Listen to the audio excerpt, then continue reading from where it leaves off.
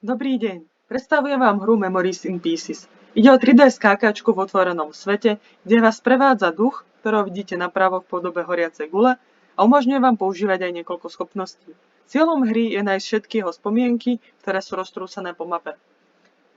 Okrem klasického pohybu pomocou kláves VASD môžete pomocou klávesy Shift bežať, čo vám uberá z výdrže, ktorá je znázornená žltým barom dole. Výdrž sa postupne zvyšuje podľa počtu zobraných spomienok.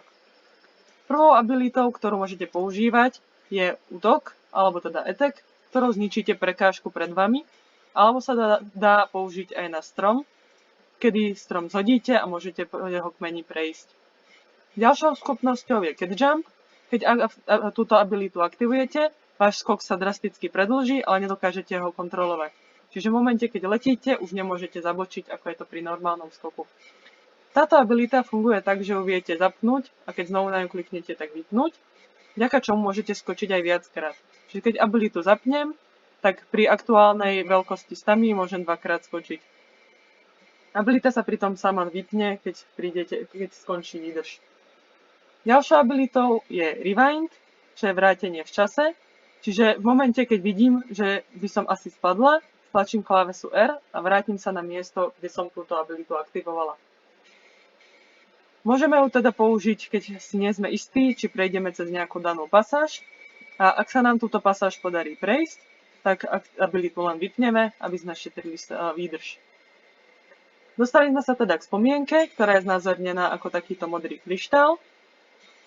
Posledná abilita, ktorú som ňou ukázala, je Locate, čo je šípka, ktorá ukazuje k najbližšej abilite. Čiže keď teraz túto abilitu zoberiem, ukáže sa mi krátky príbeh, čiže spomienka, ktorá sa na danom mieste stala. Tak abilita Locate už ukazuje na ďalšiu spomienku, ktorá je niekde ďalej v horách. Tieto spomienky zobrané si môžete pozrieť v menu pomocou klávesy Escape a Memories. Aktuálne som zobrala tretiu spomienku, čiže si môžem pozrieť prvé 3 spomienky. A vidím zároveň aj, že ešte sú 2 spomienky, ktoré som nenašla. Ďalšou abilitou, čo mám, je ďalšou schopnosťou, čo toto menu ponúka, je tu Checkpoint, ktorá ma vráti na miesto poslednej spomienky.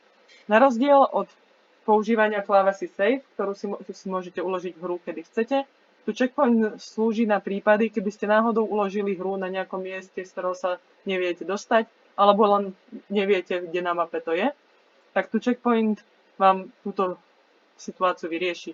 Samozrejme, po uložení hry môžete z hry odísť pomocou Exit, ktorá vám vráti na titulnú stranu.